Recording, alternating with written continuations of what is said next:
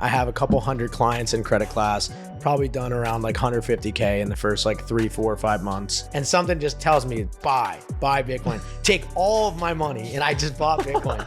So from March of 2020 till March of 2021, I became a multimillionaire. That was done in literally 2 hours. And that made me $300,000, $400,000. I've scaled 4, 5, 7, and 8 figure businesses. So from March of 2020 till March of 2021, I became a multimillionaire. This one's my least expensive one. I bought a Patek Philippe 57 12 1A. It was like 120 grand.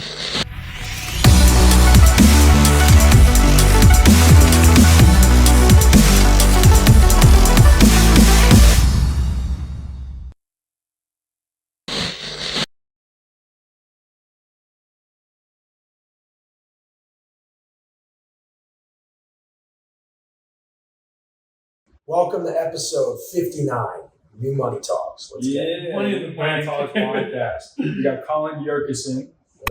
Man, serial entrepreneur, dipped his toes in a lot of different ventures and found what worked.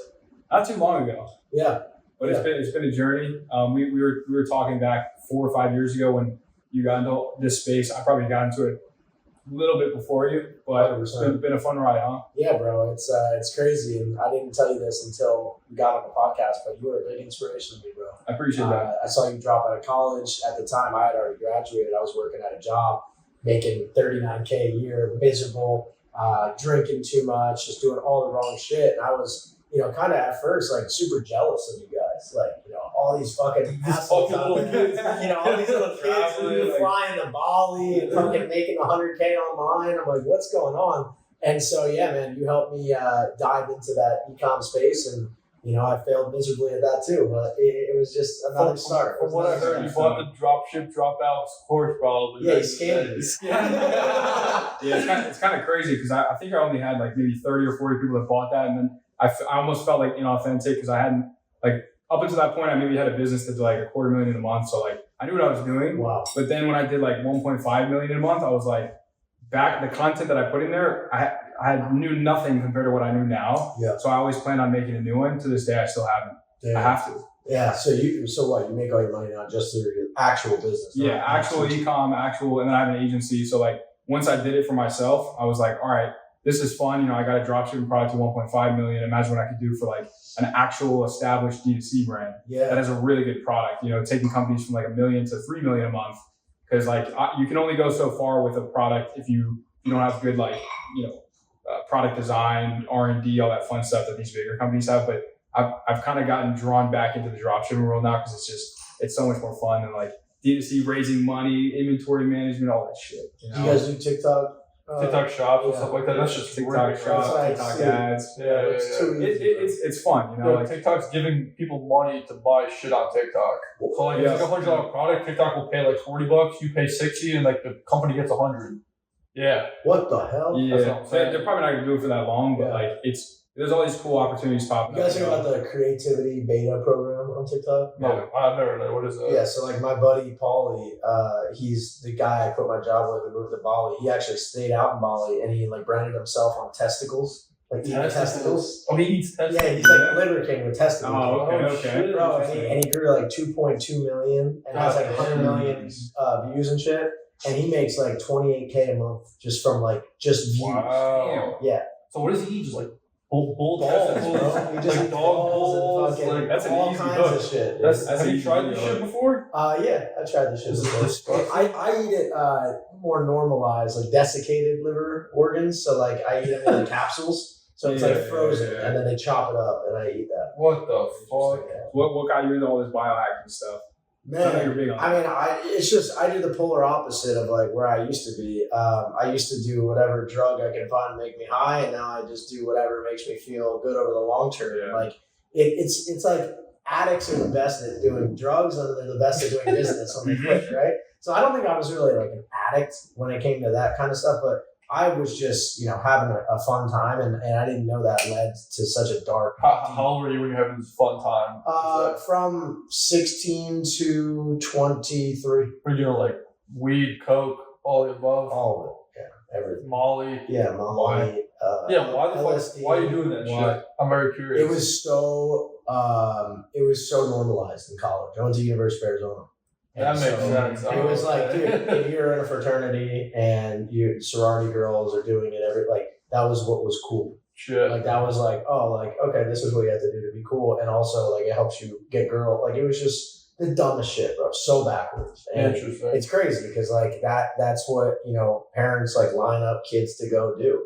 Like they don't really, they act stupid. Like that's not So you went to U of A pretty much. Yeah, I went to University of Arizona. Damn, okay. And big party school. Big party school. And the number one rule that my dad had for me was like, you could go to whatever school you want. It just has to be on the top 100 business list for like the U.S. business list. And so I picked out all the top schmacked party schools and I lined it up with if they were on the business list. So I was like West Virginia, Ohio State, Jeez. Arizona State, University of Arizona, toured them all, and I was like, Arizona's like, let's go.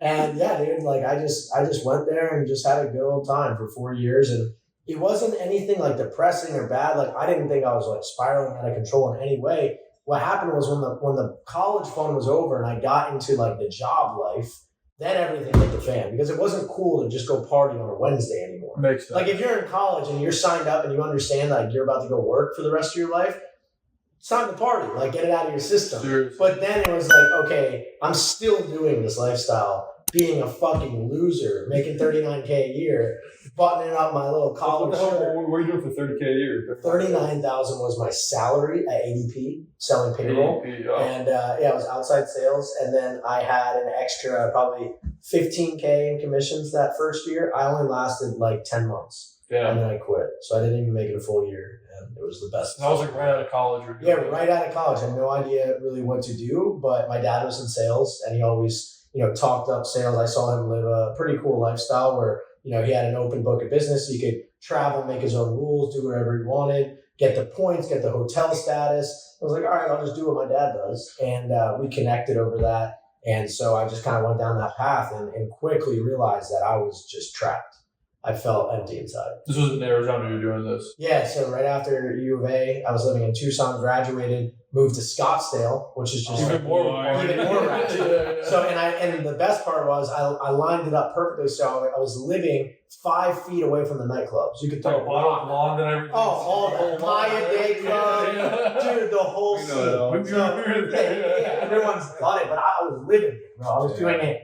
So you were ripping every night. From Wednesday, we do happy hour after work. That sometimes end up till 10 p.m. Take a little Xanax, just stupid ass shit, bro. Just realizing like how miserable, and like it started fine, and then it just got to the point where I was like, this is a never ending cycle, and these kids just are gonna keep doing this stuff. And I don't know, I had a calling. Like I had a resort back to, when I was a kid, I used to film, little skits in the backyard with my friends. I used to do YouTube back in like 2008. I was filming skateboarding videos. I was always creative. I was great at editing. And that started to like itch again. I had that like push inside to get back to that kind of life. But my reality was the exact polar opposite of that creative life. So I just had to go on an internal journey. And, I had a really abrupt ending to like the darkness I had. I got drugged one night in Scottsdale, like at one of those nightclubs. Woke up in some fucked up house, had no idea where I was. Had like my shirt ripped. I had one shoe on, couldn't find where my clothes were and shit. Ran out of there.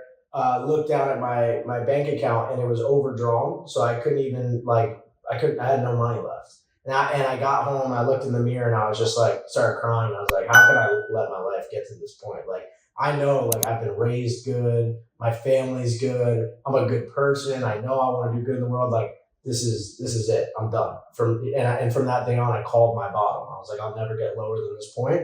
And then I tattooed 23 on my chest just to say like, I'll never go anything before that. And then I kind of restarted my life at 23.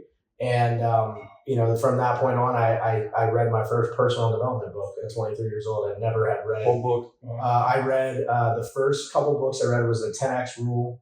I read. It's like Grant Cardone today? Yeah. Grant Cardone was a big influence right away for me. Gary Vaynerchuk, Crush It. Rich Dad, Poor Dad, of course. Think and Grow Rich, of course. The standards. I looked up like the best 5 entrepreneurship books. And dude, I went all in, like seriously. And then I wrote a book called All In because like that was literally like the quote of my life, like during the next couple of years.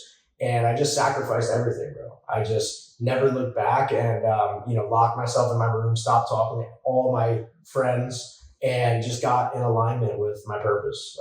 These were like your like drug party friends in a sense. Yeah. Like all the kids I went to college with. I mean, don't get me wrong. Some of them have evolved past that shit too. I mean, we were all lost, and I have nothing against these people. I have some friends that, one of the guys I was living with, he's doing great now too. We still communicate from time to time. So it was just, I was kind of the first one in that situation to like wake up and be like, this is not right. I after a couple months of personal development, I started really taking Instagram seriously. So I started documenting like even like little quotes and stuff from books I was finding. I was just putting that out there and reshaping my mindset, starting to push out positivity, creativity, motivation. And what happened was I read Crush It by Gary Vee, and he said, if you don't know what your journey is, document your journey, and your journey will become your brand. If you don't know what your brand is, document your journey will become your brand. And so I just started filming everything. Like even when I was working at my job. And before it was cool. Yeah, exactly. And like I was such an outcast, bro. Everyone's like, dude, Colin used to be like this party kid, and now he's like, fucking, what the fuck's going on with this guy? What drugs you on now? I was getting all kinds of hate from all these kids. Like people were just so mad that I was like just being who I really was deep down instead of like hiding all my emotions with drugs and shit. And yeah, dude, it was pretty crazy. From that point on, I basically just started diving into every business as possible, like all the hot businesses today, wholesale real estate, the ATM business, placing them in like fucking hair salons, whatever. I did a content creation company. I created a clothing business with a kid I was working with at my job. So I did all these little things and I was documenting each and every one, super excited, and they all kind of just fizzled out and failed. But what I did during that time was I built an audience through documenting that journey. Interesting. And so I like took a step back after I failed my like fifth business, and I was now 50 grand in debt. I was like, wait a second, maybe I've been looking at this all wrong. These are all businesses that could have been done 10 years, 15 years ago before the internet. Why am I not just focusing on the easiest thing that's been in front of me the whole time, that's giving me the most engagement, my personal brand? So I started just only focusing on personal branding, and I started helping people grow the personal brand, structure the personal brand, get their story out, content structure, celebrity giveaways, engagement packages, and I started to be a middleman for those types of services and sell them. And within my first 2 weeks, I made $2,000, or actually first week I made $2 grand right when I quit my job. And so I quit my job, $50,000 in debt. Oh, so you said fuck it. I got caught too much on social media. Caught too much? Like my boss was watching me during work hours when I was supposed to be in meetings and shit. It was outside sales, so I was just doing my thing. Yeah. And I'm talking about real estate. I'm doing ATMs. Like, what the fuck is this guy doing? Oh shit! So they were like, you either only talk about ADP on social media, or you gotta cut the shit out. Fucking and I was like, I'm out, bro. So I quit. And that was on August 22nd, 2019. That was the best decision I've ever made in my life. And from that point on, I went 100% all in, only focused on myself, only focused on advancing, getting better, making money on Instagram. And like I said, that first week, $2,000 selling social media services. And I was like, dude, it's game over. It's game over. Because I've always been naturally good at talking to people, sales. I'm very energetic. I'm an extrovert. So for me, it was just like, it was my lane, bro. It was easy. How'd you get to the $50K in debt? Yeah, so I had $20,000 in student loans that were, just there for me when I graduated college. Congratulations. Yeah. So that was there, but I kind of had them on forbearance, is what it was called. Deferment. Yeah. So I deferred them, and that deferment was like coming to an end though. And then I had $10,000 in credit card debt that I racked up starting those businesses. And then I took out a personal loan when my credit card balances were up. The shit too. Yeah. Like, most people don't want to talk about that shit. I don't care, bro, because look at my life now. Look. Dude, I want to show you guys how bad it was, and I'll show you how good it is, and then you could look at my fucking Instagram and scroll all the way down to see the middle of the work I put in. Shit's fucking there. It's all there. How many posts do you have on Instagram? Do you know? A few thousand? No, like only like I archived a ton of shit. Got you. Like 230 posts right on now. The bottom, there's probably a bunch of shit that like old stuff. But I still have like most of the journey on there. Yeah. But I got got rid of like all my college shit, obviously, like partying and the What bottle, house were you in? the bottle chugs. Oh. I was in a Jewish fraternity. What, 80? AE Pi. AE Pi. Yeah. Gotcha. Yep. That's fine. And I'm a non-Jew. Are you Jewish? No. Yeah, that was like.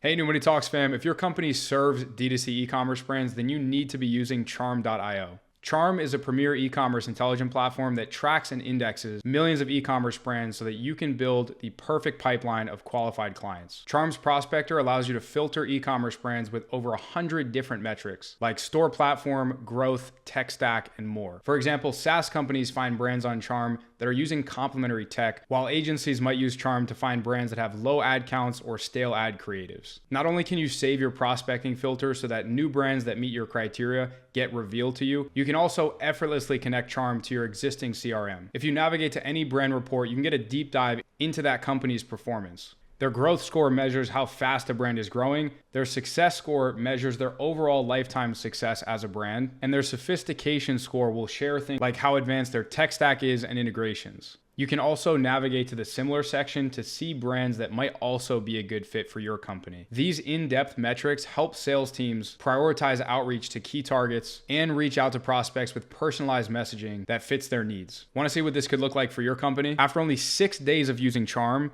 the advertising agency Hey Social achieved the following. They sent 2,958 emails, 5 times higher than their average within that same set time frame. They had an email open rate of 75%. They added 34 prospects with an average value of $88,000, and they booked 14 discovery calls with a close rate of 14%. So go ahead and request a free trial of Charm today using the link in our description and get up to 100 free brand reports. Now let's get back to the podcast. That was like, so when I got there, that was like the biggest party frat for the East Coast, because all D Chi got kicked off and Sigma Chi got kicked off right when I got there. So there was no longer any other like East Coast like on campus kind of frats. Yeah. So it was AE Pi and like DTD, and they weren't good. And then SAE SAE's a big was the fucking one. house. Yeah, I wanted that one, but it was all like West Coast kids, and I didn't make like it. SoCal and stuff like all that. SoCal and Scottsdale, and they were like, I went to Jersey. I went to Berkeley. It was the same thing. Everyone's from fucking like, I don't know, like San Diego and fucking Newport Beach and shit like that. Yeah. But like, dude, fuck the Jersey kids. Exactly. Yeah. But it all worked out great, bro. But trying to think where I was in the story I'm talking before. about the debt and shit like that. Oh, okay, yeah. So $50K in debt, and it was like manageable though, because I had the monthly payments on the $20K loan, so it was like $780 a month, and then I had the credit card shit. I just like was paying the bare minimum payments, just racking up 25% interest, and then the student loans were on the idle deferment shit. So like it was $50K, but then I was like, yeah, but I could just fucking make $2,000 a week and start paying the shit off. So like I was never really scared of it. It just makes for a good story. You know what I mean? Like 50K in debt is crazy, but if you're it is actually way crazier if you're making $39,000 a year. Yeah. That will take you 10 years to pay off with the interest. So I was like kind of lining that all in my head up and was doing the calculations. And I was like, it's actually way safer to take the risk and just try making money online. Makes sense. So when I quit, my dad, like I always tell the story, I called my mom because I didn't even want to tell my dad.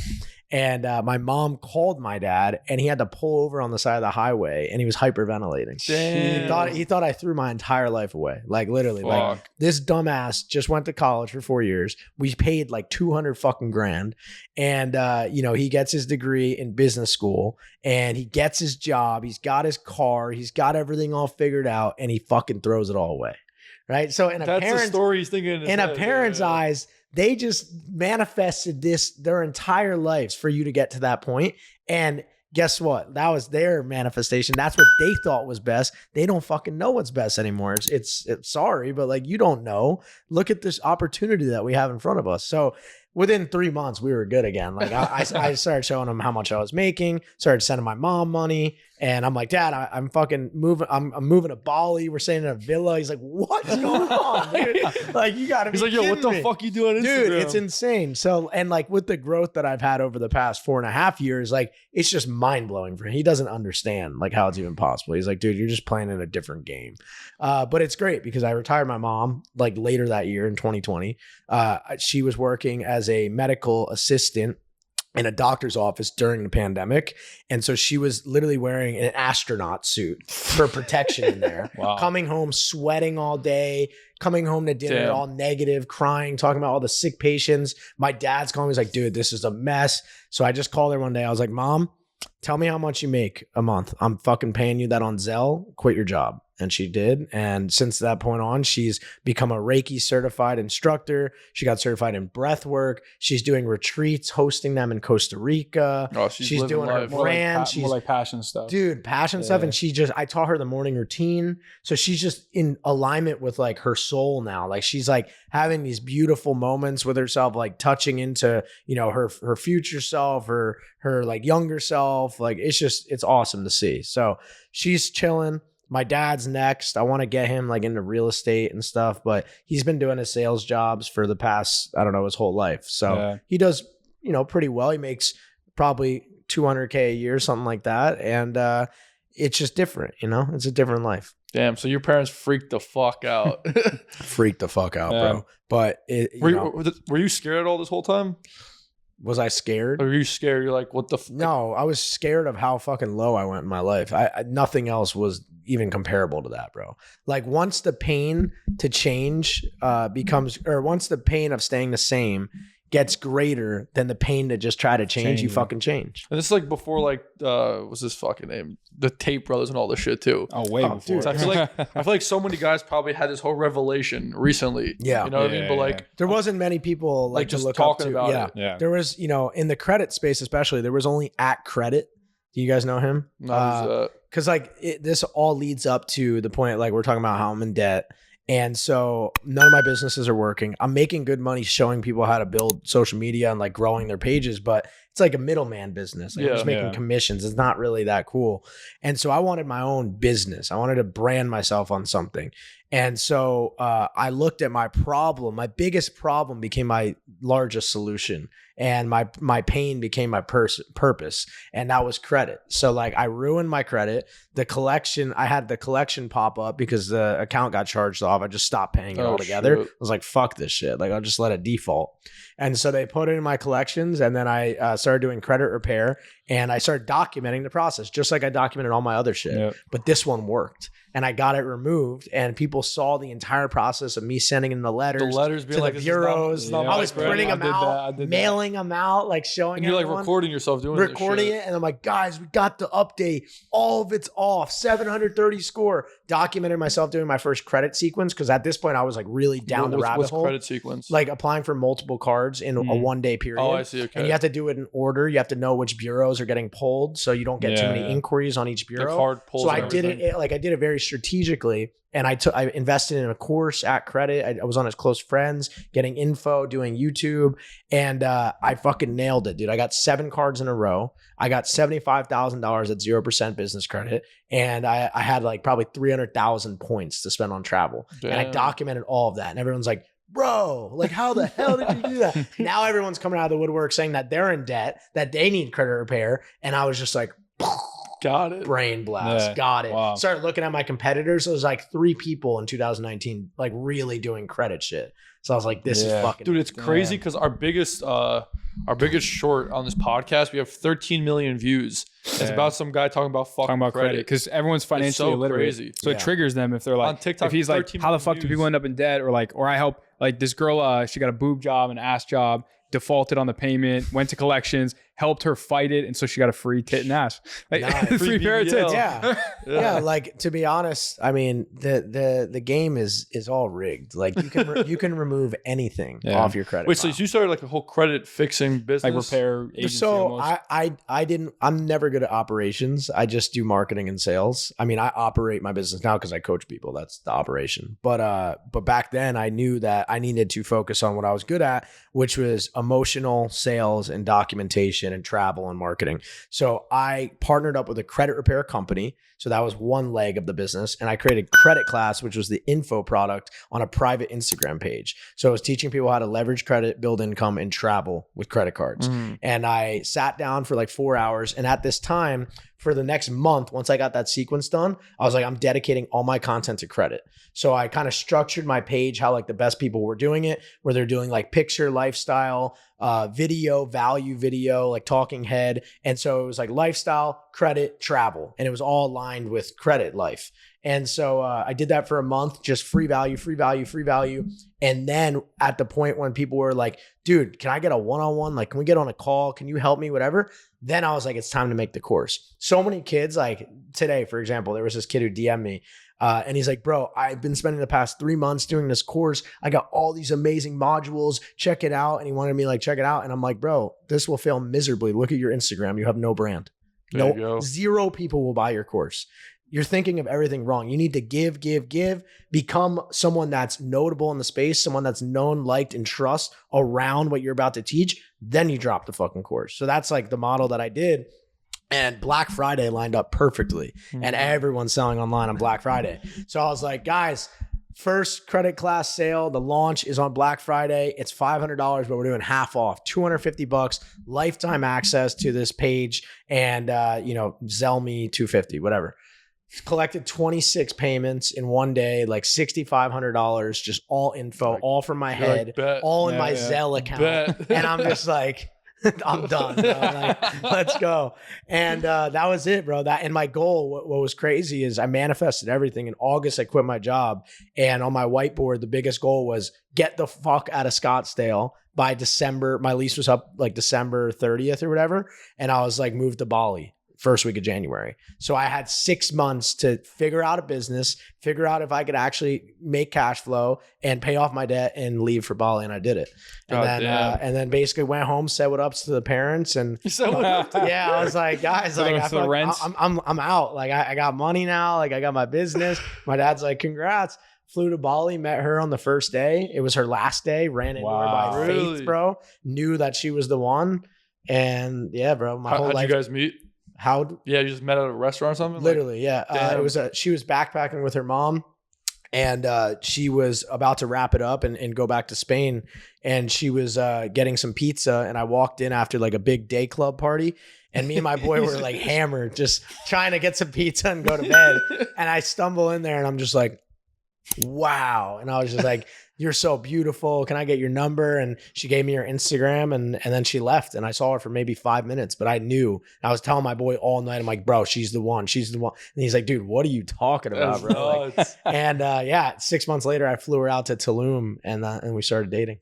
Wow. Jeez. I saw a clip on a podcast that you were on previously. So, you know how people say that to become successful, a lot of people think you need to do something, but you really have to become the person that earns the success. So you were saying a very similar thing. You were like, I was looking for, searching for that right girl, and she never kind of came my way, but then I became the person that attracted the girl. 100%, bro. That's it. Like if you're looking for a girl or a guy, you're just searching, whatever you're searching for, whatever you're chasing is going to run away from you.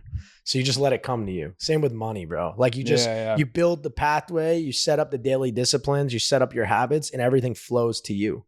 That's how you do everything in life. That's fucking powerful. Yeah, no, it's true. I feel like in the last 3 years, your brain just leveled to different levels in a sense. Yeah, I mean, I just move so quick, bro. I understand what it takes to get to the next level, and I just make crazy fucking risks. Like I bet on myself more than a lot of people do, and it always pays off. And I'm so confident in my crazy risks that I take because I just bet on my future self. I'm like, he's gonna figure it out. Like fuck it. Yeah. People sorry, bro, you're gonna fucking have to do this shit.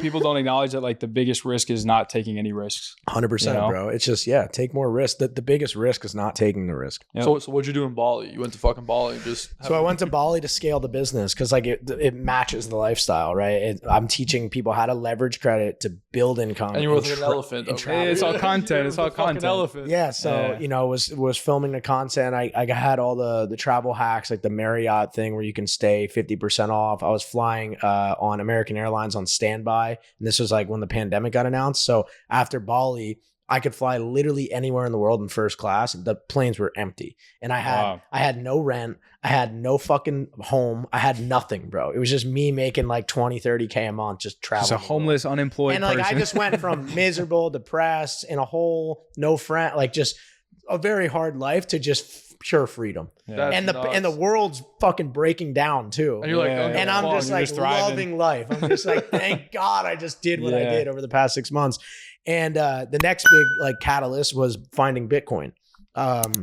So now the credit business is booming. I have a couple hundred clients in credit class, probably done around like 150K in the first like 3, 4, 5 months.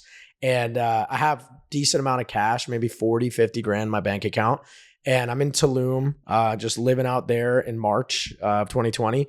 And the world shuts down. And I'm literally in Tulum and the fucking markets crash 50% Everything or whatever crashes, in a yeah, day. yeah. And I'm just sitting there with 50 grand in my... What's up, New Money Talks fam? As most of you may know, how you handle your supply chain and your inventory management as an e-commerce brand or a 3PL can make or break your business. Inventory management can be extremely tedious and daunting, and that's why there's tons of different solutions to help simplify this process. However, none of them come close to what Info Plus has to offer.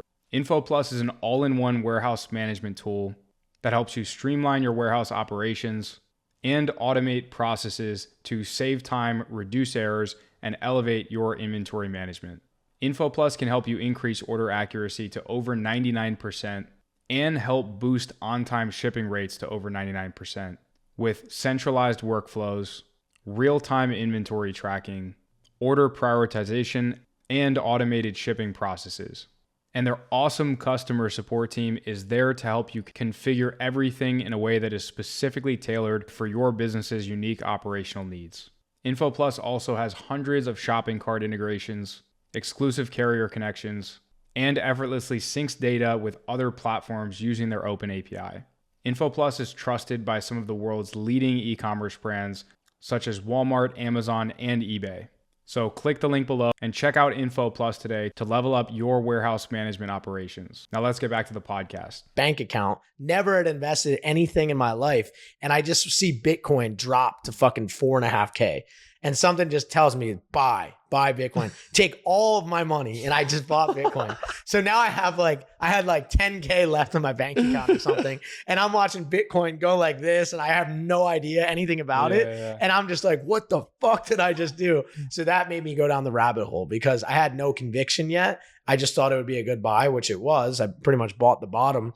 And yeah, I started listening to Michael Saylor. He started buying around the same time as me and started listening to all kinds of podcasts, YouTube, and just started dollar cost averaging. And I had no expenses. I had no other assets. And I was like, if I really want to get fucking rich, I got to invest in something with enough conviction, with enough past history of making unbelievable returns to become a fucking millionaire. So from March of 2020 till March of 2021, I became a multimillionaire in Bitcoin. That was the best time with In crypto. 1 year. Yeah. With Wow. that same investment? Yeah, just Bitcoin. Like just dollar cost that first like averaging. 40 grand. No. plus, like, no. more I believe after I invest, I had 5 Bitcoin like that week that I bought, but then I sold it later because I was so scared of it, the volatility. I didn't understand it yet, and I wanted more cash in my bank account. And I started buying religiously and understanding it at around 7K. So 7K is when I started getting like most of my buys in. That whole summer, you guys can look back at my Bitcoin portfolio or my Bitcoin story Like highlight. Yeah. Dude, I'm smashing by like multiple Bitcoin at a time at 7K, 10K, 11K, 12K, that whole fucking summer, just smashing by all day. Damn. And so, yeah, when the Bitcoin bull market started running up around November, December of 2020, I already had around probably 25, 30 Bitcoin. And then I started like leveraging against Bitcoin to buy more Bitcoin, and all in, I was like 500K invested, and I had a net worth of 2 million in March of 2021. In fucking crypto. Yeah. So in Damn. an 18-month period of, no, maybe even less, from August of 2020 to March 2021, I had 2 million liquid. Just by saying, Wow. fuck it. Just by saying fuck it and going all in and taking the craziest risks ever. But I also learned a lot of lessons on the downside of that. Like, I did some crazy shit and I had to pay some crazy lessons. And yeah, so like, you know, I had my whole net worth in Bitcoin, like 99%. I barely kept cash. I was addicted to buying Bitcoin. Nothing in stocks. Nothing. Zero. Nothing. I bought a house. I bought a house in Philly. I had an FHA loan, and that was one of the best buys I ever had. It was at 2.25% mortgage rate. And I put Wow. down 3% for the first time home buyer loan, That's liquidated the 3% down off a business card at 0% for 12 months, put that down, furnished the whole house with that, moved in 3 tenants. They paid my mortgage and I cash flowed $500 and I lived for free on the top floor. Not bad. Yeah. Jeez. And I was like, that was like my first Yo, year. you said like you cashed out a credit card. How the fuck do you do that? I'm actually very curious. Liquidate a card. Yeah, how do you do that? There's a couple ways you could liquidate a card. The easiest way is just to have someone send you an invoice. Like if you have a business, you can send that person an invoice on Stripe. They pay it. They'll pay the 3% fee, and you could just charge your buddy like an extra 1%. So people make businesses out of that. Another way is you can do something called manufacturer spending. So they had the Apple method is what I used to do to hit my sign up bonuses or liquidate any money out of the cards. You go into Apple, you buy like $9,999 worth of MacBook Pros. Why and that? then Why that? then you number? You return can't it. go over 10K or else it flags it. But you do a split tender payment. So you put 95% of the payment on the credit card that you want to liquidate the money out of. You put the other 5% on the debit card. And so on the bill, when you get the receipt, they split it up. So there's 2 different payment methods. When you come back to the Apple store, you say, hey, I want to want the return it refund on to the- this debit card that I paid 5% on. shit. They take all the money, they return it, no fees. Oh, wow. And then you just go to Yeah. the bank and cash that shit out. But one thing you want to do with that is you want to set up the bank account at like Wells Fargo. If you're liquidating off a Chase business card, you better not be doing it on the bank account that's connected to that because they can see the money flow. So you should do it on a burner bank account like Wells Fargo. I liquidated like 150 grand in 2019. Damn. Jeez. Just like It's good recycling money, It's just good getting capital points. though, right? Yeah, Like, I was making money. Like you can get cash back With the so points like and 4% cash back. Yeah. fuck. That's patched up, but people were doing like an airline method where they buy the entire plane on Air France and then they return it to their debit card and then they cash out like 4% on the They were entire buying plane. the entire plane. They were all the making seats. about $30,000 every single time they did it. Jeez. Get the fuck. I know outta kids who here. made millions of dollars in like 2018, 19 just for manufacturer spend. So like It's just a glitch in the these system that they motherfuckers are fucking buying like every seat in a plane. Yeah. And then what? and then they just refund. refund it. Asking for a refund. What the fuck? And they'll give you a that's refund. wild. Mhm. At credit still does that shit. At credit. That's crazy. Gotta look And them up. there- Gotta get people them are on always here. finding Like you could book out like if you're flying standby, you could book out like most of the first class refundable tickets 3 minutes before you board, cancel it, get the refund, and then now since you're on standby and no one's gonna book it last minute, you get all the seats. I would do that all the time when I had my standby. Fucking Yeah, A. That's wild. Yeah. These are the tricks you learn on the fly. Yeah. God damn. When you're just scheming, When bro. you're just scheming. Yeah. Fuck. FHA, that's also like, that's smart. How'd you We figure just- that out, the FHA? We can't get FHA, FHA in loan? New Yeah. Jersey these days. No, so Bergen I mean, County? I got the loan at the best time in history, That's true. literally, because Cheap-ass COVID rates. happened. But my dad, I didn't even have 2 years of income, bro. I was a brand new entrepreneur. I was like, I want to buy this house. They're like, you can't. You need 2 years of income. I was like, Dad, can you help me? And he just co-signed with me. Got I was you. able to get the FHA at 2.25. That's cheap. And now shit. I'm up 160 grand on that house. Damn. And it's just chilling. I got the same tenants in there for like 2 years now. They're all girls, pay on time. Great investment. And 10-year tax abatement, so no tax on the land. Oh, for it's the in first like a 10 shitty years. like area type of thing. It was in a opportunity zone. Yeah. Opportunity zone. Mm. I feel like you learned so much in like 3 years. Dude, I just try and fail and try and feel like if you want to succeed fast, you have to fail way more times. Like increase your rate of Yeah. failure to succeed. 100%. Yeah. I just Figure right there. got really good at falling on my face and making the dumbest fucking decisions and being retarded with my money. And I just learned super quick. Like with Bitcoin, going back to that, I had at the top of the bull market, I had about $3.7 million. Didn't sell a single Bitcoin, wrote it all the way down to $1 million. And then I was like, probably should have took some off the table. and then my business that was making me all the money also went away during that time. So I went from 3.75 million, making about 200,000 to 300,000 profit a month, and no more money and no more net worth in like a year, like 8 months. Were you depressed out of your mind? I was just, the party ended. Like the streak I had been on, my greatest like years, the come up, the fucking exhilaration was just over. And I knew that like life goes in cycles. Like this is the tough part, but it's going to teach me some amazing lessons. And I went back to the drawing board, and I mean, my discipline's crazy and I never stopped. Like I just got even more disciplined and more back into health, not drinking, just fucking trying to figure shit out. And now we're here, and I'm so aligned with, you know, my purpose, coaching, my investments are good. I got real estate. I'm ready for 2024, bro. I mean, the cycle's here again, so we're about to run it up. I'm curious why you didn't stay in fucking Bali. 'Cause I feel like you'd love Bali. Like you would say, there's just fucking be a nomad over there. I mean, bro, Bali's cool, but when you fucking have your own Bali in Miami, it's way better. Like, you know, I have crazy network here, the restaurants. I mean, I live in America. It's way more sustainable, Makes sense. better health. You said you had a friend who stayed over there, though. Yeah, Paulie, Who actually, the kid I moved out with there, got married, lives out there, has 2 kids with a Balinesian woman. Wow. God damn. Yeah, he is crushing it though. Like he took him a little longer to find a sustainable business, but he's now making like 50K a month, fucking TikTok, doing coaching as well. We still talk like every other week, and he's super happy with his wife, has 2 amazing kids. One of them is on the way, and he lives in a fat villa, probably like just as big as mine or bigger.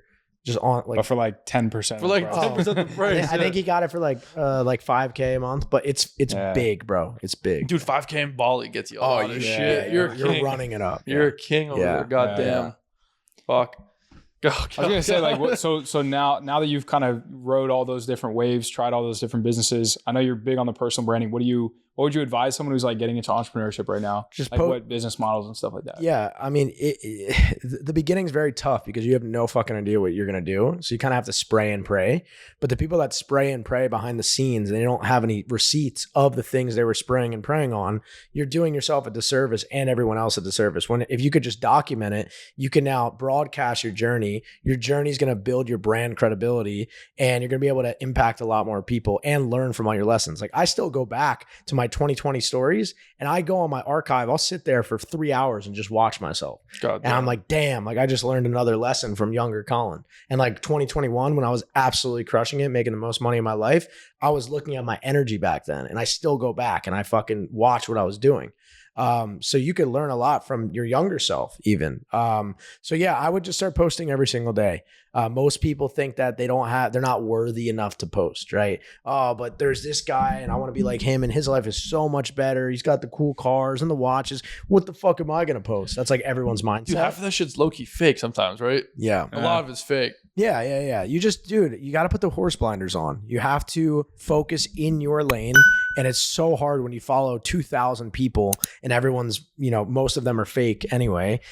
You're just lost out there. So you just got to resort back to, you know, think back to when you were a kid. Like, what were you good at? What were you naturally doing? Were you an introvert? Were you an extrovert? Were you good at building things? Were you creative? And try to align yourself with those, you know, first skills that you ever had as a child. And that's really where life becomes a game. Mm-hmm. Like you start playing for a living. Like there's not one day I really feel like I'm working.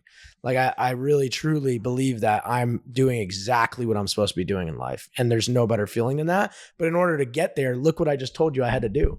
My life was a mess, dude. Like I had to do some of the craziest shit that makes absolutely no sense. Fucking sense. Yeah. It makes no, from anyone looking on the outside in, they're just like, this kid is a nut job. Like this is ridiculous. Why would you ever do this stuff? And you just got to listen to yourself. So it really all starts with confidence, like getting back in touch with who you are, and stop listening from outside advice, you know, from people that probably aren't even your friends. Tap into you, start meditating more, start waking up earlier, start going on walks without headphones and all the noise and the podcast. Just fucking go on a walk and listen to the nature, listen to the voice in your head, like what's going on. And slowly you'll start to craft this person that you actually like being with yourself. You're stuck with yourself forever. Like there's no leaving. You will always be with yourself. At the end of the day, you fucking were born into this world alone. You're going to die alone. So even if you have a ton of friends, you're always around, you feel comfortable with them. At the end of the day, you still got to go to bed and lay on that pillow and you're in your own head. So you better learn to like yourself. And the only way you're going to do that is if you find daily disciplines and create a structure that's going to slowly compound and make you better as a person. I feel like I probably get asked this a lot, But is there like one skill? Did you drop the fucking thing? Yeah. God damn, your girl's gonna kill you. Is there one skill that you think was like the most useful this whole time that kind of made you get this successful? I think that this whole time we've been in Miami, everyone's been like, yo, if I was 20 years old, I'd focus on this one fucking thing. Yeah. I know what it is. People keep saying, but I'm curious what you're gonna say it is. Yeah, I would say your brand, bro. Your brand. People have been saying sales. People have been saying sales is like the thing. That like the dude, marketing is the highest form of sales. You don't even have to sell when you're a fucking beast at branding. Like if you have viral content, you're living a life that everyone wants. All you have to say is DM me and people are gonna be buying your shit.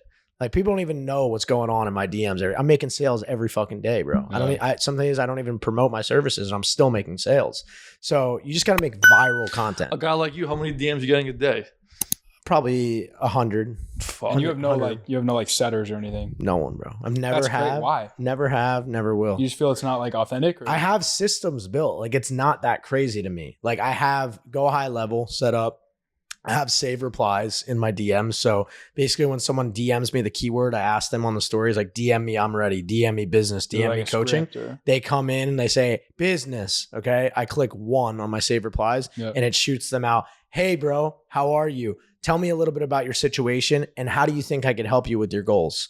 Now they give me What's up, New Money Talks fam? If you operate any type of business dealing with sending and receiving payments internationally, chances are you've probably experienced slow transaction speeds, high fees, and poor user experience with a multitude of different payment solutions. And we experienced these same challenges before we started using Payoneer. Payoneer is a secure and global payment platform that helps save up to 70% on international bank transfers and get paid faster, whether you're sending money to virtual assistants, employees, or doing B2B transactions. With Payoneer, you can not only send and receive payments globally, but also effortlessly manage payments and transactions with the help of their 24/7 support team by your side. Payoneer has facilitated secure international payments since 2005 and supports over 190 countries with over 70 plus accepted currencies. So you can definitely trust them as your payment platform. So go ahead and click the link below this video and try Payoneer for your next international payment to see how it goes for yourself. Now let's get back to the podcast. They need, and then I sell them the solution to what they need, which is my service. To say, bro, I got you. This is exactly what's designed to do in my program. Here it is. I send them the thing. They usually read it and they don't fucking reply. And then the one person that does, he ends up buying. And then I just send them the link. So to have someone like setting, I mean, people know when it's not me. And it's not to the point where like there's 1,000 DMs a day. Like I can sit down for an hour and crush everything out usually. So I just like, having a very slim team. I keep it thin. I have my back-end web designer people that build my VSLs whenever I get a new product idea or, a random business that comes up. That's a good opportunity for my brand. I'll just be like, hey, I need this website built. And this shit's all organic though. Yeah. Like there's no ads or anything. Like you make a VSL and you're driving traffic from your fucking Instagram. All Instagram, bro. And God that's damn. why the sales are so good and easy. And I attract all the right people because all these people have been following me for 3-4 months before they buy anything from me. So these people are being indoctrinated every day by who I am. They're seeing my schedule. They're seeing, my work ethic. They're seeing me working out in the gym. They're seeing what I eat. They literally feel like they know me as a friend. Yeah. And then when they feel comfortable enough, they start DMing me. I start responding. And now I'm like helping them out just for free. And they're like, bro, this guy is helping me more than all my fucking friends in real life. Yeah. And so once that crossover happens, they're like, okay, if this dude is providing me more value than the people I'm paying for value, what the fuck's on the other side of this program? And then they buy. Interesting. I'm curious because you said that like recently, if you have an idea for like an info product, let's say you're dropping a VSL, you're coming up with that. It sounds like pretty quick. So do you know how long it took from the first like business or info product idea? How long it took you to come out with like the business plan, create the funnel, have the scripts, the delivery mechanisms? I did credit class in 4 hours, bro. Makes sense. 4 hours and it made me $300,000. That was the first one or that was the first one, credit class. Yeah. But for example, another little side business that I got into, ERC, Employee Retention Tax Credit. Yeah, we were just talking about that. So that was in alignment with everything that I kind of stand for, fuck the government and like they're giving out money for free. Like why not help businesses, take advantage of that opportunity, find out about it. So for example, that came out. I had a few people reach out, a few companies. I negotiated with them. I got a good deal. Hit up my team. I said, guys, I'm going to shoot a VSL right now. I'm studying how the service works. I'll have it to you by the end of the day. I need the VSL at the top. I need to schedule a call link to their sales team on the back end because I wasn't taking any calls. I need also a Telegram sign up link that links people to an affiliate link if they want to start referring under me, that also puts them in a Telegram. And then I need some like cheat sheets on how to sell the service so they know how to do it. That was done in literally 2 hours, and that made me $300,000-$400,000. How much you paying these guys on the back end to do this shit? $1,000. Damn. I think that's most people's problem is like they look, oh, I'm starting a new business. I'm going to take a month to build out the business plan. Then I'm going to get the processor. Just fucking send do all it. this. Just It's like, Bro, just it's fucking all DMs, speed. collect money. Like when I came out with my first one-on-one coaching service back in 2020, late 2020, this was after I did the credit stuff. I bought my first house. People were like, all right, this kid kind of knows what he's doing now. So I wanted to teach people credit, how to buy real estate, how to get into Bitcoin, just like the structure of my life. And I started charging $12,500. I had nothing set up. Had no course, no deliverables. I launched it. I hired a sales team for this one, and they closed $68,000 in a day. And I didn't even build anything. What do you mean yet. launch? Where you just fucking put a story up? I put a story out and I said, book a call here. And pre-sold I made the it. thing. It was a qualification thing. They got on a call. He sold 68,000, and he's like, bro, you better make your shit. You got a live call coming up on Friday. Noemi was with me. 68K in my Stripe account. I'm like, holy fuck. I go into the cafe, I drink like 4 coffees and I knock out the 4 modules. And then that was the 4-week coaching program. I did real estate, section 1, credit, section 2, personal branding, section 3, and number 4, like some other shit. How big was and I crushed it, and all of them had success. How big was the following then? Following was probably like 300,000 followers. Oh shit. So I'm gonna ask you for some advice. Like, I don't know if you've seen our shit and stuff like that, but we're trying to figure out what the fuck do we like sell. The knowledge and stuff like that. Like we have like almost like 10,000 on Instagram, real followers. Like they've been growing with the podcast, stuff like that. The podcast has like, I don't know, 3,000-4,000 on YouTube, 70,000 on TikTok, this type of shit. And there's people who actually do watch this shit every single episode. Week. Yeah, every single episode. Like they comment all this crap. And like we know a lot of shit. Like for God's sakes, you looked at him. That's kind of crazy. I thought that was always crazy. Yeah. Sure. Like we run real businesses making millions of dollars we know, a year like type ecom of shit. agency, 3PL, credit, real estate. Like I bought really to buy my second property this year. Coaching. Yeah. Just coaching. Just you don't need literally just throw it up on fucking the mastery program just 3.0. Like, dude, fuck that. Just throw it up on the story. Be like, yo, we're coaching right now. Yes, we're doing coaching. You guys will fucking pay me, and I'll teach you the structure, and then we can get you just hop on a call with these people. Yeah, you do 1 call a week. Imagine having a dope podcast group call, like coaching call. And you could do 2 different programs. You could do a group and you could do one-on-ones. One-on-ones high ticket, group is the lower ticket, but the one-on-one people not only get the one-on-one initial call with you, but then they also hop in that group. Yeah. So you could do business and then you could do community. Yeah, it's kind of crazy. We get a lot of DMs that are like, yo, I've just made an extra 50 grand in my ecom brand just from like that one podcast I was listening to, and it changed the perspective. Bro, these people owe you. You give them everything for free. They want to pay you. You just haven't even came up with a fucking offer. Yeah, we'll talk about I feel like the longer you wait to ask, though, the more successful the launch of whatever the offer is. That's the problem. Dude, when I first started this coaching business, I didn't even have a website. I just sold everything through the DMs. I collected Zells and Venmos and PayPals. And that was it. And then I put them in a Mighty Networks page, which is kind of like Facebook, but it's just dedicated to your group. So they're all in there. Like a school. You could just put the Zoom links in there. It's like a post board. They could post, their status or whatever. And that was all we had. That was it. And everyone was happy with it. Because on the calls, dude, that's where all the action happens. You're just providing mega value for them. For sure. And you put like a structure to this shit, just be like, yo, what do you guys like? How can I help you? Pretty much. No, there's a structure. Like when I sell it, I send them like, hey, this is what our focus is, because mine is mindset, fitness, and business. So if you sign up for fitness, the deliverables are you're getting a fitness plan. So I'm going to show you your workouts you're going to do. You're going to get a macro meal plan. So your carbs, your fats, your proteins. And then here's the custom training app where we can communicate. Fucking whore. They hit me up whenever and I DM them back. I also have a back-end guy that helps me. And then we have the live calls where you get to ask me questions on biohacking, health, fitness, mindset. That's it. Boom. That's what everything's structured around. And the cheapest is $300 for a month, $750 for 3 months. What is it? $1,250 for 6 and $2,000 for a year. And that's a low ticket. And then it goes up from there. And then the business coaching starts at $3K a month up to $20K for a year. That makes sense. Damn. Yeah, I feel like some people are listening are like, whoa, like $2,000 for like 6 months. That's a lot. But it's really not. You just have to create a mechanism that's like, that allows it to be scalable. $2,000 for a year. 2000. Yeah, that's Yeah. like what's that, like 120 It's bucks a nothing. month? It's or nothing, 150 a bro. month. And it's to talk with me Yeah. every single week and me mentor you.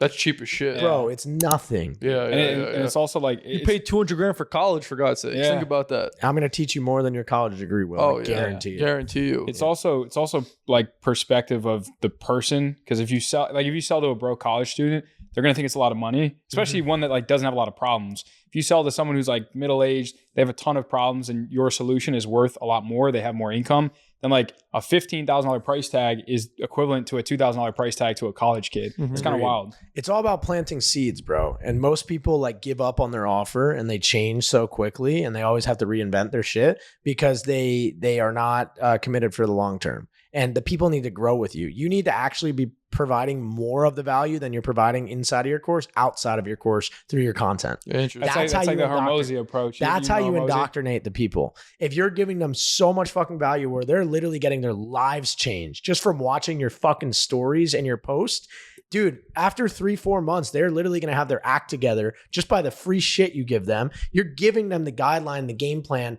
to save up the money to get in your program. So I'll talk to you for fucking 3 months. I'll give you whatever the fuck you want. You're going to repay me. Dude, it's like the karma piggy bank. Like if I'm just giving, Yeah. you owe me now. And like that's just a universal law. That person feels their soul is obligated to do that. You want to 100%. give to people that give to you. For sure. So you just understand that law. You don't need to actually say it that, hey man, you fucking owe me now. Like, no, it's just it happens behind the scenes. 100%. What, I know you're doing a lot of podcasts lately, right? I'm on a run right What's now. the reasoning for the podcast? I'm curious. I want to blow up, bro. I want to help more people. The only way to get more clients for me is more eyeballs. So distribution. I have a Reels page where I take all these raw files and I blast Cut them them up out. and all this shit. My girl manages my TikTok now. She has like 1.1 million on TikTok, and she's Damn. managing my shit. So she's crushing it. All my videos are getting like 50 to 100K. And yeah, dude, it's time. Like I have the skills, I have the knowledge. I know I can impact millions of people. I just need to work harder on getting seen. And it's not enough to just be doing my stories and my posts. Like you got to go on the pods, you got to collaborate, you got to travel, you got to use leverage. Yeah. 100%. Yeah. Another thing I know you're posting a lot about is this crypto mining stuff. Yeah. Bitcoin mining. Fuck Sorry, crypto. Bitcoin mining. Yeah. You don't like Ethereum then? I like it to, pump my bags. And if you can exit during the liquidity cycle, you can get out before the crash. Sure. But Bitcoin you like more? Bitcoin is real money. Like Bitcoin is the future. So it's the only thing that's not controllable. It's the only thing with a fixed supply of 21 million. It's outside of our current monetary system. It's unconfiscatable. So that's why I like Bitcoin. And I set up my business in a way where all my business is aligned to like what I like. So like I've been working out for 10 years. I have a fitness business. I'm huge into personal development. I do it every single day for myself. I teach mindset. I've scaled 4, 5, 7, and 8 figure businesses. I teach business, right? So same with Bitcoin mining. I put my whole net worth in Bitcoin. I needed to figure out how to get tax write-offs for it. I solved the problem. Now I help other people solve the problem. So I just literally fuck up all over the place. I figure out how to do it, and then I create a business So around you it. do the fuck ups for the people. I do the fuck ups for the Yeah. people. Exactly it. And you could watch the proof in the pudding just through my Instagram. Yeah. God damn. But yeah, I started that in February 2022. We have 60 clients right now. And we service high net worth individuals that need tax write-offs, that want exposure to Bitcoin and don't want to acquire it using an exchange. We mine for them. So it's all serviced. We automate everything. We do the maintenance. We do the setup. We allocate their miners. They own the miners outright. So they qualify for Section 179, which is bonus depreciation. Right now in 2023, you can get an 80% write-off in year 1. Rest carries over into year 2. And every year that we move on from here, the Section 179 bonus depreciation decreases to 60%, And 40, 20, nothing. Fuck by They it. want to take all our money. Yeah, bro. yeah. So basically, I'm trying to help as many people as possible before that point. For our lower tier packages, the rental ones, I own the miners, they rent to Terahash. So I'm getting right off when people buy. Oh, interesting. Wow. Yeah. God damn. Yeah. And how do you like you don't have a technology background at all, right? Like, do you have any tech background in this stuff? No, my partner. So you partner. The idea is you do what you're good at in your zone of genius, and you partner with someone who does what you're not good at. So everyone focuses on their main area of expertise, and that's exactly what I did for my ecom business when I was doing that. ERC, like I'm sales and marketing, they do the fulfillment. They have the tax specialists, right?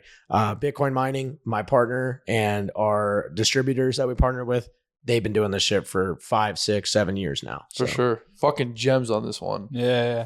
Nothing but value on this. Yeah. Guys, I was going to ask on any of your properties, have you ever done a cost segregation? Yeah, of course. Yeah, I do a cost seg every single time. He was big on that. I bought one in Fort Lauderdale. I wrote off $180,000 in year one.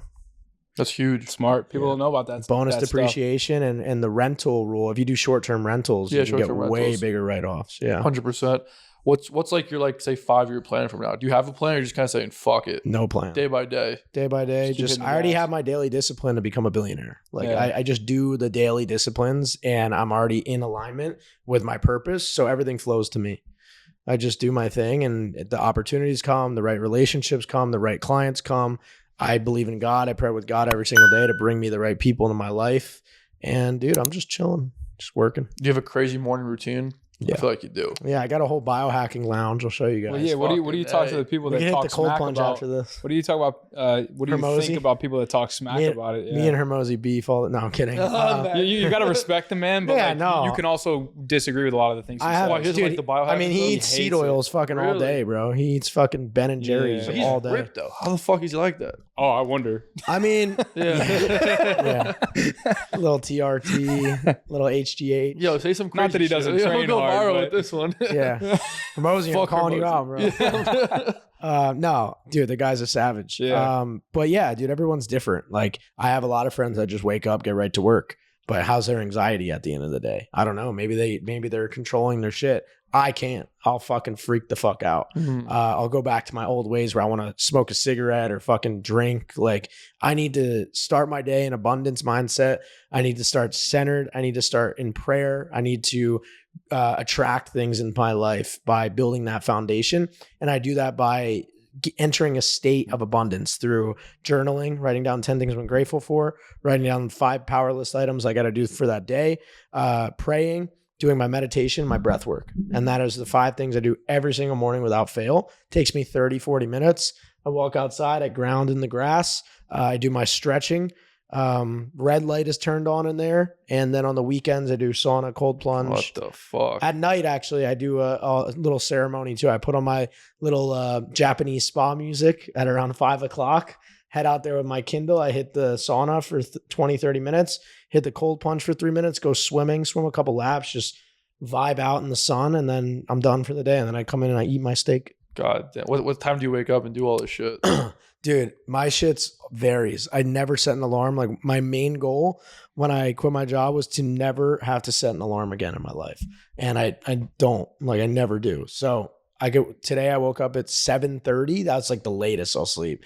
I didn't sleep good last night. My fucking Ooler. You guys know what an Ooler is? No, it's the thing that like cools your mattress. Oh, it's kind of like an 8 sleep. My shit tweaked out and heated the mattress to like 85 degrees. I woke up at 4 a.m. sweating. Yeah. I'm all pissed off. I had to fix it. So that fucked me up. So I woke up at 7:30. But usually it's anywhere between 4 and 5:30 in the morning every single day. And then I'm in bed by 9. God damn. I'm like the same.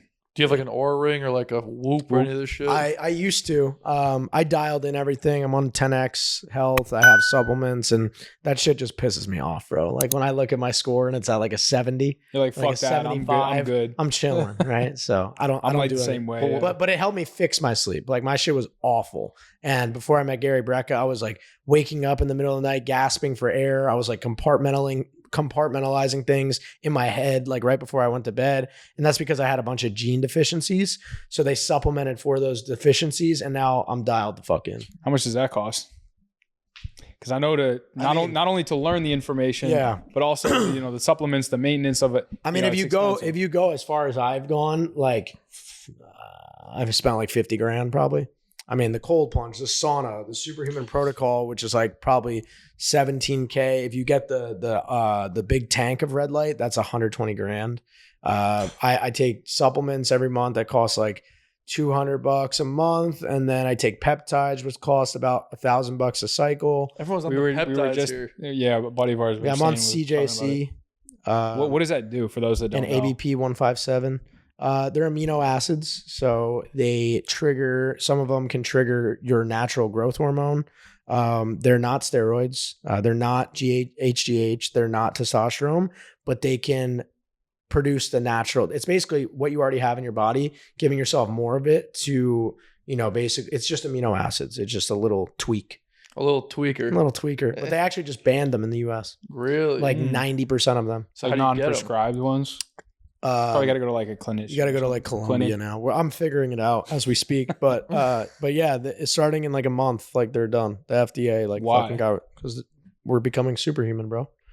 They want us to die, dude. Well, that's true. Yeah, they don't want us to have this shit. God damn. So yeah, they figured out people are fucking taking this shit. We're dialed in. We're fucking going against the system. We're starting a revolution. They're Getting like, out of the matrix. take this shit out. Getting out of the fucking matrix. You got to get them more cancer, bro. Yeah, more So- cancer. Yeah, they're not. No, it's happy actually about wild. Yeah. it. Dude, 100%, bro. We're out here crushing it. And they're not happy. Do you about believe the matrix is a real fucking thing? People are stuck in this fucking thing? it. Or like, were you stuck in this fucking thing? Me? Yeah, back in the day. Well, the thing is, you don't know you're stuck. You become a glitch when you realize you're in it. A fucking glitch. Yeah, like most people are. Shout out. Most people are Omar. literally NPCs. Like they don't know that they're in it. They're just programmed. They're just doing the same shit every day. Dude, that's what every time we drive through New York City, it's just zombies. NPC city. Zombies. Like, you ever go to an airport, bro? Oh my god. Oh my we god! just had I one. was posting about this the other day. It was great. I got so many responses on the story. I was so mad, bro. I was just sitting there. The Amex line was out the door. It was like an hour wait just to get in my lounge that I fucking paid Dude, for. we were about to go, and it's like $50 for an extra guest, and we're Yeah. like, "What the fuck am I You gotta paying spend for?" $75K to get the extra guest. Yep. So anyway, yeah, lines out the fucking door. Every restaurant I went to, seed oils. Not one restaurant had steak. Drinking water out of a fucking plastic bottle. Flight gets delayed 5 hours on Spirit Airlines. The cancellation of the flight is an extra $150 just to cancel, and you don't get your money back. Then I had to book on American Airlines, first class sold out, sitting in the back of the plane, and I'm waiting for the fucking thing, and I'm posting about it, and I'm just like, guess what? It's my fucking fault. Like I deserve this. I didn't work hard enough yet to fly private. Like this is my reality because I'm a loser. I didn't get it yet. Like I got to work fucking harder so I never have to do this shit again. Everyone else thinks the opposite. They just blame, they fucking complain. That's true. It is your fucking fault. Dude, it's my fucking fault. Everything is my fault. Like, why do I not have a jet yet? Because I didn't do the right shit to get the jet. I just got to work harder. Fuck. Yeah. That's powerful shit. That's Yeah. a different Like perspective. high key at fucking airport, everyone's an NPC. Yeah. New York City, dude, these like walking zombies in New York Bro, City. you'll start to realize once you start to really level up, especially at a young age, dude, 99.9% of people are fucking mediocre pieces of shit. They don't Civilians. they don't- They're all civilians. they don't care, bro. They don't Yeah. understand that they're here for a purpose.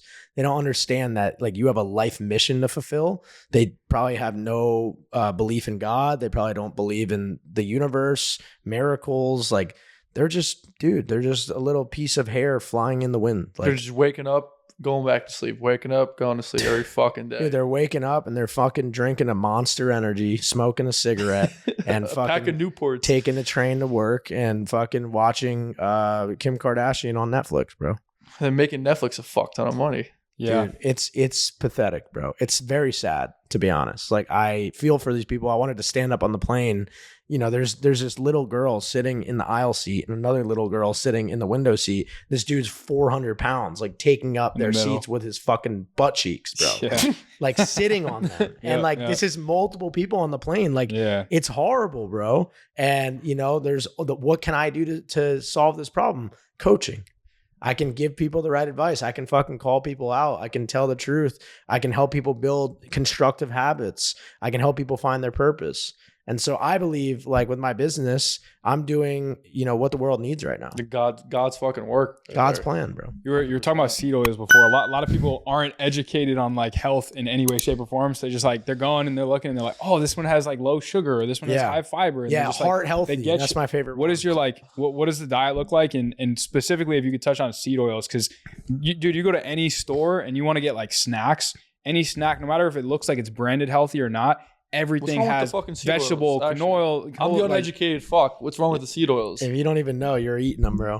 I know, I probably am. It disrupts your mitochondria. So basically, you can't process. Basically, all the seed oils are the way they get rid of this rancid smell is they bleach it, and they do like they put all these chemicals in this oil, and your body can't process it. Like it wreaks havoc to your mitochondria. You can't break it down. You start getting skin rashes, you get acne, you get bloated, you feel like shit, and eventually you get cancer. Like it literally is destroying your insides, and it's in everything. So the best way to eat for me, I found, and I'm not against vegans or anything, is an animal-based diet. So I eat fruit, I eat raw dairy from a farm, I eat red meat, and I eat honey, and that's it. And I'll have, on a Saturday or a Sunday, if I'm going out to dinner, I'll have some fucking pasta, whatever. But most of the time, it's the 80-20 rule, right? Most of the time, 80% of the time, I'm drinking, Pellegrino, or I'm drinking my water that's from Mountain Valley spring water. I'm getting steaks from a legitimate farm. I'm getting my raw dairy, and I'm just eating as healthy as possible. I'm eating whole foods, animal foods, real organic fruit, and I feel fucking amazing. Off the fucking land. Yeah, off the land. I literally order from a farm in Pennsylvania. They drop it off every single week, all in glass, no plastic. No microplastics. That gets pretty expensive. Like it adds up when you start like actually realizing what types of things you need to get and the sources you need to get them from. What do you like advise people to do who maybe don't have that crazy budget? Yeah. So I mean, Mountain Valley Springs or Aquapana, you can go to Whole Foods and you can buy like a case for probably like $30. What about like reverse osmosis? Reverse osmosis. Those are cheap, $300. That's good. That's good. And that's there forever. You don't have to keep buying it. So yeah. That's a great idea if you want to avoid tap water, and you absolutely should, because if you use there's a county website, forget the name, but you plug in your zip code and it tells you all the cancerous toxins. Every single water like in America is cancerous. Yeah, it's just destroyed. And where you're showering with it too, you should get like the filter that strips that out. But yeah, to start out, if you guys are just starting out, you want to start eating healthier, get the reverse osmosis. Go to Whole Foods and just buy ground beef. Ground beef is like $5-6 for organic, pasture raised, 80-20 ground beef, which is great because you eat a pound of that, it's 100 grams of protein. You're getting all your protein. Buy some fucking avocados. They're $1 a pop, organic too. Buy a ton of fruit. Fruit's cheap, mostly organic if you can. It's kind of expensive. It's like $5 for blackberries. And then I love those dried mangoes. That's like my snack. And then I get my ice cream from the farm. So it's like raw cream. Oh shit. They put butter in it. They put what else? Honey, maple syrup, like all organic and fresh. It's incredible. You were saying honey too. What the fuck does honey do? Honey? Yeah, you were saying you like honey is incredible, bro. Yeah, it's like a superfood. Oh my god! I just put honey on everything. I put honey on my steak. I put it on my ground beef. Where do you get the honey from? Put it in my kefir. Kefir is my favorite. Oh, what the fuck's the kefir? It's like yogurt, so probiotics. Yeah, exactly. So it's a probiotic. It's basically almost like milk that's just been sitting out for a long ass time. It tastes good. Yeah, it's incredible, bro. With the honey. Yeah, it's like a stronger yogurt. Yeah, and it has a lot of really good bacteria in it, so it's really good for your gut health. So it like gives you a protective coating. Whereas when you're drinking pasteurized milk and pasteurized yogurt, they're injecting fucking chemicals into the cow, giving them antibiotics to help with like their pus because they're eating a fucked up diet. They're eating corn all day, so they got to like plug the holes in their stomach. And now you're consuming all that milk in the pasteurized version. Yeah, they pump them with hormones. There was one documentary on Netflix. It was nuts. Like they pump them with hormones, and then they defecate, whatever, and then it gets in the water. Then the water gets into the drainage system, and then they'll like they filter the water, but then they literally just like will feed that back, or they'll use that for the soil, and then they eat the stuff from the soil, and it's just this like. And that's why dudes are walking around with tits, bro. Yeah, and that's why everyone's fucking gay. That's why the frogs are turning gay. That's why the frogs are turning gay. It's real, bro. You drink the frogs are gay. There's so much bullshit in tap water that fluoride calcifies your pineal gland, will cut off your connection and source to God. Like for real, it's all pre-planned, bro. They're trying to fuck. They're trying to make you a bot. They don't want you to think, bro. They want everything to like pleasure is their number one focus for you. You want to fucking DoorDash a 6-pack of beer and turn on some Netflix and smoke a joint? Fucking go for it. That's the best. That's all they want. Yeah. That's what I used to do, bro. And I'm saying all this. I'm fucking with you. I'm saying all of this to tell you guys that like I'm not foreign to this life. I was there. I was doing this. So I have the right to make fun of these people because I was that person. So I was there. Now I'm here. I can get you the middle part. I can teach you what to do in the middle to get to this life. This has been some powerful. I'm done. I got a lot. I could go for hours for you, man. That's nuts. I feel like we could be like Jersey. I feel like we could be like brothers. No, he'd be like an older brother type of thing. Yeah. Like actually, you guys look the same haircut, all the same. Yeah, we do look very similar. Yeah. I was gonna say something out of pocket, but I'm keeping it to myself. I'll tell you after the fucking podcast. Yeah. Oh man. Man, I wanted to ask you, but aside from the first house, what was the first like big boy purchase you made that kind of made you like uncomfortable after having a little bit of success? I guess like watches. I was about to say that one. Yeah, I mean this one's my least expensive one. I bought a Patek Philippe 57 12 1A. It was like 120 grand. God damn. How much you spent on that one? This one I bought super expensive, like 54K. Damn. But now they're like probably like 35 or something.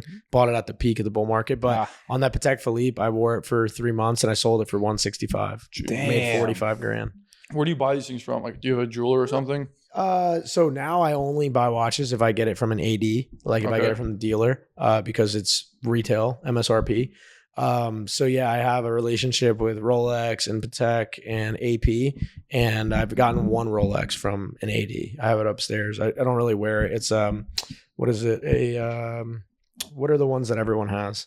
Date just. Daytona? Date just. Yeah, not date. I have a date too, which is my favorite. That's the presidential. No Richard Mille the yet? chocolate. No Richard Mille yet. I'm actually, my biggest purchase is coming up though. I'm buying a Urus.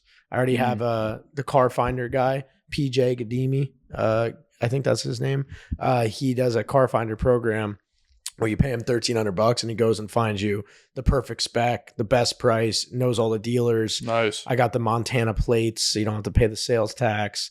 So I've been planning this out for a while, and everyone was buying the Urises when they were like $350, $100K over sticker. I'm getting it around like sticker, and so you can get a 2022 Urus for like $230 right now. Damn. And they were like $350 a year ago. Dude, everybody like Miami, LA, just full of fucking Urises. Yeah, I've always wanted it. Like, yeah, it might not be that, and I'm buying it cash too because I don't want to do financing at 10% right now. Makes sense. And if you, if you need to do something quick, like if this guy finds it, I want to just wire them and they just send it to me. Yeah. And like this is a car that's like already depreciated fully, and it's already sitting at around sticker price. So yeah, maybe I'll lose 5-10K in like the next 6 to 12 months. But if money starts pumping again, the Fed turns the printers on, QE, and rates drop, bro, I'll fucking make 50 grand driving the year. 100%. Yeah. So I just try to be very smart with my purchases. You get the Section 179 for that too, no? Yeah, exactly. Yeah. I'm paying no taxes this year. That's beauty. Yeah, I've wrote off everything. That's a fucking beauty. Yeah. So besides that,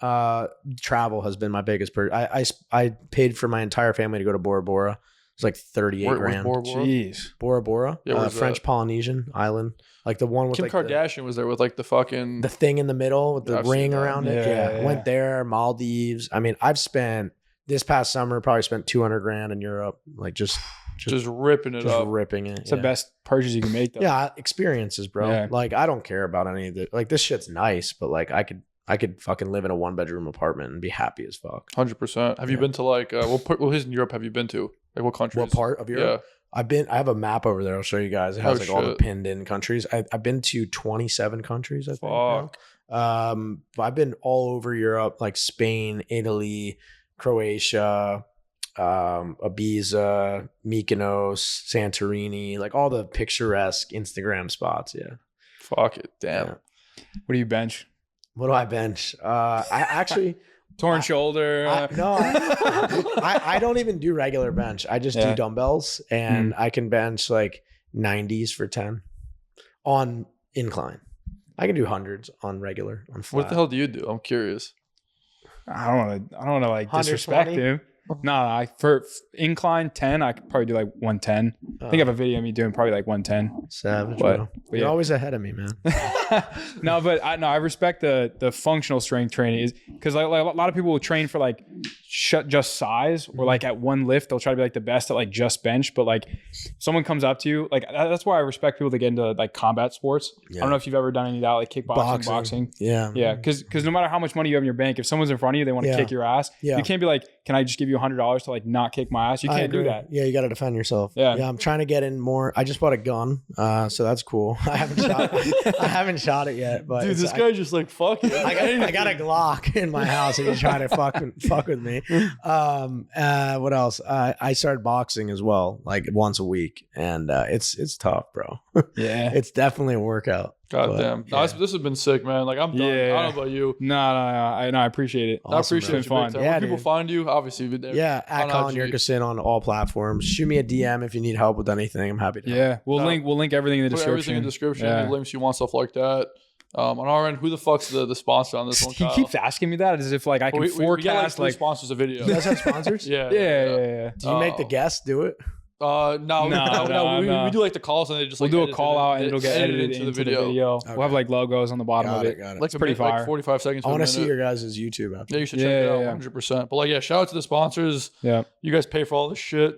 So and it's expensive. It's expensive. We're in Miami. Yeah, we're in Miami, one of the most expensive cities in the country. Can they pay for this shit? Yeah. Oh, nice. Yeah. And they get a nice return too. Hell yeah. 100%. Yeah, we have good sponsors. I don't know who the fuck it is right now, but like you guys are the fucking best. You guys are the best. Make sure you like, comment, subscribe on our stuff. We're growing, so appreciate you. And if you have any guests that you want us to hop onto this, put it in the comments. Also, if you've made it this far, we've been getting some new accounts made of us that are fake. Oh yeah, selling people on the crypto scams. A lot of fake accounts. Don't be a dingus. Oh, and when you look me up, there's gonna be like 10,000 of them. Yeah, so don't be stupid. If someone DMs you talking about crypto from a New Money Talks account with an extra period, just like fuck around with them. Yeah. Sounds good. Anyways, that's it. We'll see you in the next one. Peace.